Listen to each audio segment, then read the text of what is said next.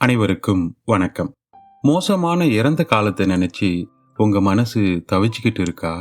அப்படி உடைந்து போன மனநிலையிலிருந்து வெளியில வர பல முயற்சிகள் செஞ்சோம், அதிலிருந்து மீண்டு வர முடியலையா? இந்த கதையை கேளுங்க. நிச்சயமா உங்களுக்கு ஒரு தெளிவு கிடைக்கும்.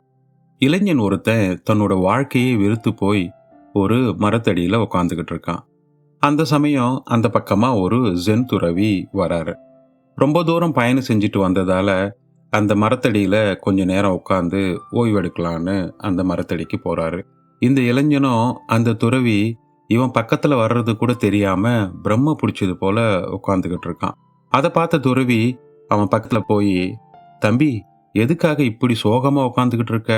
உன் சோகத்துக்கு என்ன காரணம்னு தெரிஞ்சா என்னால முடிஞ்ச உதவியெல்லாம் உனக்கு செய்வேன் அப்படின்னு சொல்லி கேட்டதும் அந்த இளைஞன் தன்னோட மனக்குறைகளை அழுதபடி சொல்ல ஆரம்பிக்கிறான். ஐயா, என்னோட வாழ்க்கையில எதுவுமே நான் நினைச்ச மாதிரியே நடக்கல. என்னோட அப்பா ஒரு தொழில் செஞ்சுக்கிட்டு இருந்தாரு. அவருக்கு உடம்பு முடியாம போனதால அந்த தொழிலை என்கிட்ட ஒப்படைச்சாரு. அப்பாவோட நண்பர்கள் அவரை ஏமாத்தி இத்தனை வருடங்களா நிறைய பண மோசடிகளை செஞ்சிருந்தாங்க. அதனால அந்த தொழில் நஷ்டத்துல போயிடுச்சு. அதை சரி கட்ட கடன் வாங்கினேன். அந்த கடனை திருப்பி கொடுக்கவும் ஒரு வழியும் இல்லை இப்போ. இதெல்லாம் பத்தாதுன்னு காதல் தோல்வி வேற. எங்க குடும்ப சூழ்நிலையை கண்டு ஊரே சிரிக்க ஆரம்பிச்சிடுச்சு. சொந்தக்காரன்னு சொல்றவங்க எல்லாம் இப்போ வீட்டு பக்கமே வர்றதில்ல. எங்க கிட்ட நல்ல வசதி வாய்ப்புன்னு இருந்த வரைக்கும் எங்க அப்பாவை தேடி நிறைய சொந்தக்காரங்க உதவிகள் கேட்டு வருவாங்க.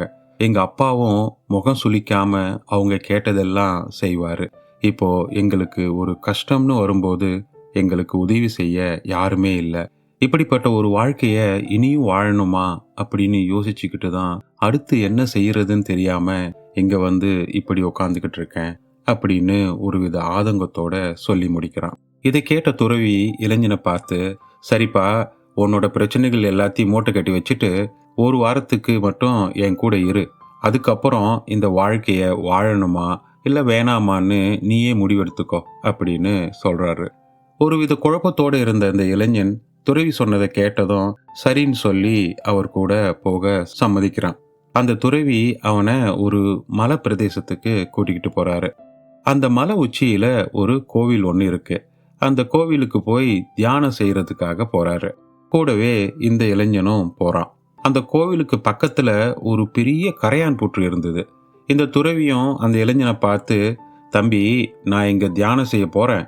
என்னோட தியானத்தை முடிச்சிட்டு வர்றதுக்கு எப்படியும் 2 மணி நேரம் ஆகும். அது வரைக்கும் நீ இந்த கரையான் புற்றுகளை இடிச்சு இந்த இடத்த சுத்தம் செய்யணும் அப்படின்னு சொல்லிட்டு போறாரு. இந்த இளைஞனும் அந்த துறவி சொன்ன மாதிரியே அந்த கரையான் புற்றுகளை கொஞ்சம் கொஞ்சமா அங்கிருந்து அகற்ற ஆரம்பிக்கிறான்.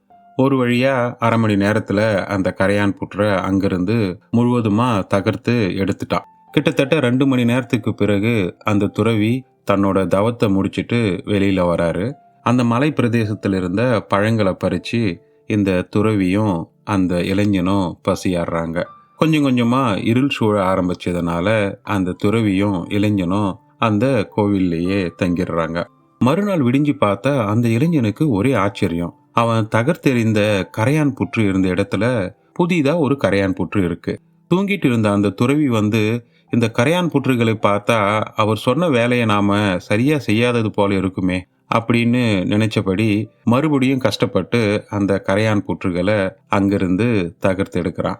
சிறிது நேரத்துக்கு பிறகு அந்த துறவி தியானத்துல மூழ்கி போறாரு. அதுக்கப்புறம் வழக்கம் போல அங்கிருந்த பழங்களை பறிச்சு 2 பேரும் பசியாடுறாங்க. மறுபடியும் மாலை பொழுதுல அந்த இளைஞன் தகர்த்தெறிந்த கரையான் புற்று இருந்த இடத்துல அந்த கரையான்கள் கூட்டம் கூட்டமா வந்து புதிதா ஒரு கரையான் புற்றை கட்டிக்கிட்டு இருக்கு. அதை பார்த்த இளைஞனுக்கு ஒரே ஆச்சரியம். அட, எத்தனை முறை அழிச்சாலும் இந்த கரையான்கள் மறுபடியும் மறுபடியும் தன்னோட வீட்டை இப்படி கட்டிக்கிட்டே இருக்கே அப்படின்னு நினைச்சபடியே துறவிய பாக்குறான். துறவி எதுவும் பேசாம அந்த தியான மண்டபத்துக்குள்ள போயிடுறாரு. இப்போ இந்த இளைஞனும் ரொம்ப வேகமா அந்த கரையான் புற்று இருந்த இடத்த கொஞ்சம் கொஞ்சமா எந்த மண்ணும் இல்லாம முழுமையா சுத்தம் செய்யறான். இப்போ அந்த இடத்துல கரையான் புற்று இருந்ததுக்கான எந்த தடயமும் இல்லை. அந்த அளவுக்கு அந்த இடம் சுத்தமா இருக்கு. அன்னைக்கு இரவும் அந்த கோவில் மண்டபத்திலேயே துறவியும் இளைஞனும் தங்குறாங்க. இப்போ அந்த இளைஞன் தன்னோட கண்களை மூடினா அவனோட பிரச்சனைகளுக்கு பதிலா அந்த கரையான் புற்று தான் அவன் நினைவுக்கு வருது. எப்படா விடியும்னு காத்துக்கிட்டு இருந்தான். விடிஞ்ச கையோட அந்த கரையான் புற்று எரிந்த இடத்த போய் பார்க்கறான். இப்போ அந்த இடத்துல எந்த கரையான் புற்றும் இல்ல. அத பார்த்து நிம்மதி அடைஞ்சவன் துறவி எழுந்ததும் 2 பேரும் அந்த இடத்துல இருந்து கிளம்புறாங்க. அப்பதான் அந்த இளைஞன் பார்க்கறான், ஏற்கனவே கரையான் புற்று இருந்த இடத்துல இருந்து 10 அடி தூரத்துல அந்த கரையான்கள் புதிதா ஒரு புற்று கட்டி இருக்கு. அத பார்த்த அவன் ஆச்சரியத்தோட இத பத்தி அந்த துறவி கிட்ட சொல்றான். அத கேட்ட துறவி எந்த பதிலும் சொல்லாம அவனை கூட்டிக்கிட்டு ஒரு கடற்கரைக்கு போறாரு. அந்த கடற்கரையில ஒரு மீனவன் மீன் பிடிக்கிறதுக்காக கடலுக்குள்ள போக தயாரா இருந்தாரு. இந்த துறவி அந்த மீனவர்கிட்ட போய், ஐயா, நாங்களும் உங்களோட வரலாமா அப்படின்னு கேட்டதும் அந்த மீனவரும், சாமி தாராளமா வரலாம், வாங்க நான் கூட்டிட்டு போறேன் அப்படின்னு சொல்லி அந்த துறவியையும் இளைஞனையும் தன்னோட படகுல ஏத்திக்கிட்டு கடலுக்குள்ள போறாங்க. அந்த இளைஞனுக்கு இதுவரைக்கும் பார்த்திடாத ஒரு அனுபவம். தன்னோட பிரச்சனைகள் எல்லாத்தையும் மறந்தபடி அந்த புதுவிதமான அனுபவத்தை ரசிக்க ஆரம்பிக்கிறான். அந்த நடுக்கடல்ல அலைகளோட சத்தம் அவனை வேற ஒரு உலகத்துக்கே கூட்டி போயிடுச்சு. அந்த மீனவரும் மீன் பிடிப்பதற்காக தான் கிட்ட இருந்த வலைய அந்த கடல்ல வீசி எறிகிறாரு. கொஞ்ச நேரத்துல அந்த வலைகள் முழுவதும் மீன்கள் வந்து விழுது. அந்த மீனவரும் வலையோட அந்த மீன்களை எடுத்து படகுக்குள்ள போட்டுக்கிறாரு. தண்ணி இல்லாம அந்த மீன்கள் துள்ளிக்கிட்டு இருக்கிறத அந்த இளைஞன் பார்க்கறான். அந்த சின்ன சின்ன மீன்கள் கூட தன்னோட உயிரை காப்பாத்திக்கிறதுக்காக இப்படி துடிக்குதே அப்படின்னு நினைச்சபடி பார்த்துக்கிட்டே இருக்கான். அந்த நேரம் பார்த்து ஆக்ரோஷமான அலைகள் அந்த படகை வந்து மோத ஆரம்பிக்குது. அதை கண்ட இளைஞனுக்கு இனம் புரியாத ஒரு பயம் ஏற்படுது. வாழ பிடிக்காம தன் உயிரையே மாச்சிக்கணும்னு நினைச்ச அவன் இப்போ அவனோட உயிரை எப்படியாவது காப்பாத்திக்கணும் அப்படின்னு நினைக்கிறான். இனம் புரியாத ஒரு பயத்தோடும் பதற்றத்தோடும் அந்த மீனவரை இந்த இளைஞன் பார்க்கறான். ஆனா அந்த மீனவர் முகத்துல எந்தவித பயமும் இல்லை. அந்த படகை வேற ஒரு திசையை நோக்கி ஓட்ட ஆரம்பிக்கிறாரு. கொஞ்ச நேரத்திலேயே அந்த ஆக்ரோஷமான அலைகள் மறைஞ்சு போகுது. இப்பதான் அந்த இளைஞனுக்கு போன உயிர் திரும்ப வருது. அப்போ அந்த இளைஞன் அந்த மீனவரை பார்த்து, ஐயா, நான் ஒரு கேள்வி கேட்கலாமா அப்படின்னு கேட்கிறான். அதுக்கு அந்த மீனவரோ, ஓ தாராளமா கேளு தம்பி அப்படிங்கிறாரு. உடனே அந்த இளைஞன், ஐயா, இந்த தொழில்ல எவ்வளவு ஆபத்து இருக்குன்னு இன்னைக்கு நான் நேரடியாவே பார்த்துட்டேன். அந்த ஆக்ரோஷமான அலைகள் வந்து படக மோதிய போதும் உங்களுக்குள்ள எந்தவித பயமும் இல்லையே, அது எப்படி அப்படின்னு ஆச்சரியத்தோட கேட்கிறான். அதுக்கு அந்த மீனவர், தம்பி, உயிர் மேல யாருக்கு தான் ஆசை இல்லை சொல்லு? எனக்கும் என்னோட உயிர் மேல ஆசையெல்லாம் இருக்கு. அதுக்காக பயப்பட ஆரம்பிச்சா நம்மால எதையுமே செய்ய முடியாது. இந்த கடலையோ அலைகளையோ காற்றையோ என்னால கட்டுப்படுத்த முடியாது. ஆனா இந்த படகை என்னால மட்டும்தான் கட்டுப்படுத்த முடியும். ஆக்ரோஷமான அலைகளா இருந்தாலும் சரி, சூறாவளி காத்தா இருந்தாலும் சரி, இந்த படகை வந்து தாக்கும்போது இந்த படகு எந்த திசையை நோக்கி நகரணும்னு முடிவு செய்ய வேண்டியது நான் மட்டும்தான். ஒருவேளை இந்த படகு இந்த கடல்லே கவிழ்ந்தாலும் சரி, அப்பவும் எங்களோட மூச்சை கட்டுப்படுத்தி எப்படி கரைக்கு போய் சேரணுங்கிறத பத்தி தான் யோசிப்போம். இந்த சமயத்துல எங்களுக்குள்ள பயம் ஏற்பட்டுச்சுன்னா இப்ப நான் சொன்ன விஷயங்கள் எதையுமே எங்களால கட்டுப்படுத்த முடியாது. நம்ம வாழ்க்கையில எதையுமே செய்ய முடியாது அப்படின்னு சொல்லி புன்னகைக்கிறார் அந்த மீனவர். ஒரு வழியா அந்த படகும் கரைக்கு வந்து சேர்ந்தாச்சு. அந்த இளைஞனும் மனத்தெளிவோடு அந்த துறவிய பார்க்கறான். அதை புரிஞ்சுக்கிட்ட துறவி அந்த இளைஞனை பார்த்து, இளைஞனே, இப்போ ஒரு விஷயத்த நீ நல்லா புரிஞ்சுக்கிட்டு இருப்பேன்னு நினைக்கிறேன். இந்த உலகத்துல பிறந்திருக்கிற எல்லா மனிதர்களுமே தினம் தினம் புது புது சவால்களை சந்திக்க தான் வேணும். அந்த சவால்களை கண்டு பயப்பட ஆரம்பிச்சோம்னா அந்த பயமே நம் மூளைய செயல்படாம தடுத்து நிறுத்திடும். முதல்ல நான் உன்னை அந்த மலை பிரதேசத்துக்கு கூட்டிக்கிட்டு போனேன். அந்த மலை உச்சியில கூட கரையான்கள் அதுக்கான வீட்டை கட்டிக்கிட்டு அங்க உயிர் வாழ்ந்துகிட்டு இருக்கு.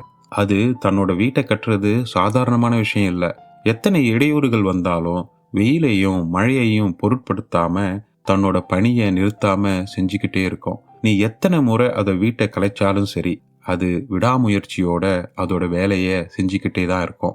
ஒரு கட்டத்துல நீ அந்த இடத்த முழுமையா தகர்த்த பிறகும் அந்த இடத்துல இருந்து 10 அடி தூரம் தள்ளி போய் அதனோட வீட்டை அமைக்க ஆரம்பிச்சிடுச்சு.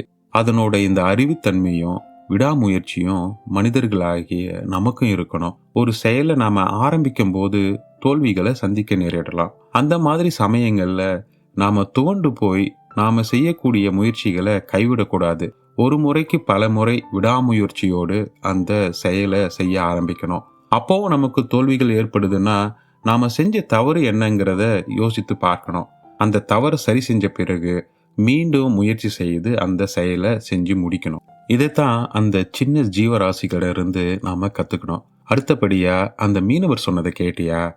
தினந்தோறும் அவங்களோட வாழ்க்கைய, அவங்க உயிரை பணயமா வச்சு தான் வாழ்ந்துகிட்டு இருக்காங்க. இயற்கை சீற்றத்தைக் கண்டு துளியும் பயப்படாத அவர் தான் மேல இருந்த நம்பிக்கையால அந்த இயற்கை சீற்றத்தை கூட தைரியமா எதிர்கொண்டார். தன்னோட சிந்தனைகளையும் கட்டுப்பாட்டையும் எதன் மேல வைக்கணுங்கிறதுல தெளிவா இருந்தார். அந்த தன்னம்பிக்கையும் தெளிவும் அவருக்கு இல்லைன்னா அவர் தினந்தோறும் தன்னோட வாழ்க்கைய பணைய வச்சு அந்த கடலுக்குள்ள போயிட்டு வர முடியாது. இந்த தன்னம்பிக்கையையும் மனத்தெளிவையும் அவர்கிட்ட இருந்து நீ கத்துக்கணும். மனித வாழ்க்கைங்கிறது சவால்கள் நிறைந்தது. அந்த சவால்களை எதிர்கொள்ளும் திறனை நாம தான் வளர்த்துக்கணும். நம்ம சுத்தி இருக்கிறவங்க நம்மளை ஏளனப்படுத்தி இருந்தாலும் சரி, இல்ல அவங்களால நாம ஏமாத்தப்பட்டிருந்தாலும் சரி, இல்ல வேற எந்த இடையூறுகள் கொடுத்திருந்தாலும் சரி, அது எல்லாமே முடிஞ்சு போன ஒரு விஷயம். இப்படி முடிஞ்சு போன இறந்த காலத்தை பத்தி மட்டுமே யோசித்துக்கிட்டு இருந்தோம்னா, நிகழ்காலத்துல நாம என்ன செய்யணுங்கிறதையும், எதிர்காலத்துல நாம என்ன செய்ய போறோங்கிறதையும் நம்மால யோசிக்கவே முடியாது. நடந்து முடிந்த விஷயங்கள் எதையும் நம்மால மாத்தவே முடியாது. அதே மாதிரி இனி நடக்க போற விஷயத்தையும் நம்மால மாத்த முடியாது. ஆனா அந்த சந்தர்ப்பங்களை எப்படி கையாளணும் அப்படிங்கிறத மட்டும் நாம முடிவு செஞ்சு அதை நமக்கு ஏத்த மாதிரி மாத்திக்க முடியும். இந்த ரகசியங்களை தெரிந்து கொண்டவன் தன்னோட வாழ்க்கையில நடந்து முடிந்த விஷயங்களை பத்தி யோசிக்க மாட்டான். இந்த வாழ்க்கை வாழ்வதற்காகத்தானே தவிர சோர்ந்து போய் உட்கார்றதுக்கு இல்லை. இனி நீ வாழப்போற இந்த வாழ்க்கை விடாமுயற்சியோடவும் தன்னம்பிக்கையோடவும் மனத்தெளிவோடவும் இருக்கட்டும் அப்படின்னு சொல்லி ஆசி வழங்கிட்டு அங்கிருந்து கிளம்புறார் அந்த ஜென் துறவி. அப்பதான் அந்த இளைஞனுக்கு பல விஷயங்கள் புரிய ஆரம்பிக்குது. நாமும் நம்ம வாழ்க்கையில நிறைய சந்தர்ப்பங்கள்ல தோல்விகளை கண்ட பிறகு துவண்டு போயிடுறோம். அப்படி முடிஞ்சு போன விஷயங்களை பத்தி யோசிக்கிறதுனால நிகழ்காலத்தில் இருக்கக்கூடிய சந்தோஷங்களை நாம தொலைச்சிடுறோம். இது எல்லாம் நாம புரிஞ்சிக்க ஆரம்பிச்சாலே நம்ம வாழ்க்கை என்னைக்குமே ஒரு புதுமையான வாழ்க்கையா தான் இருக்கும். இந்த வாழ்க்கை சவால்கள் நிறைந்தது. ஒவ்வொருத்தரும் தங்களோட வாழ்வுக்கு ஏற்ற மாதிரியான புது புது சவால்களையும் இடையூறுகளையும் சந்திச்சுக்கிட்டு தான் இருக்கோம். அந்த சமயத்துல தான் நாம மிகவும் தெளிவா யோசிக்க ஆரம்பிக்கணும். அந்த மனத்தெளிவு ஒருவருக்கு வந்துட்டாலே வாழ்க்கை எப்போதுமே மகிழ்ச்சிகரமாக வாழ்க்கையாக தான் அமையும். நண்பர்களே, இந்த கதை உங்களுக்குள்ள ஒரு மாற்றத்தை ஏற்படுத்தி இருக்கும் அப்படின்னு நம்புறேன். மீண்டும் ஒரு கதையோடு உங்களை விரைவில் சந்திக்கிறேன். நன்றி நண்பர்களே.